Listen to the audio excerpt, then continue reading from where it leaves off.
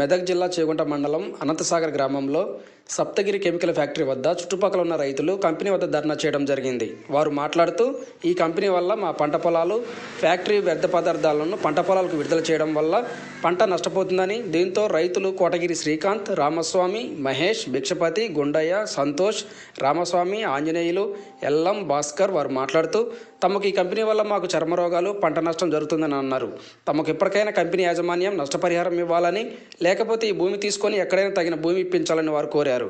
మాకు నష్టపరిహారం ఇవ్వకపోతే మాకు చావే దిక్కు అంటున్నారు రైతులు.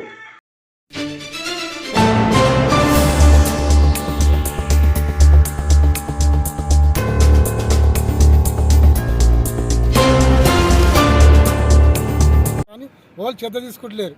ఏ ఎమ్మెల్యే దగ్గర పోయినాము, ఏ సర్కార్ దగ్గర పోయినా ఎవరేం తీసుకుంటలేరు.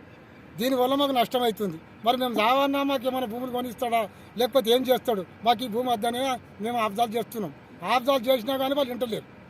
మరి దీని పరిస్థితి ఏంది? మేము రావన్నా ఇక్కడ పరిస్థితి వచ్చింది. మరి దీన్ని మేము హాస్పిటల్కి పోయినా కానీ ఈ చర్మ వ్యాధులు రావడం జరుగుతున్నది అని చెప్పేసి డాక్టర్లు కూడా చెప్పారు. దానివల్ల ఈ కంపెనీ యాజమాన్యం వారు తగు చర్యలు తీసుకోవాల్సిందిగా కోరుతున్నారు.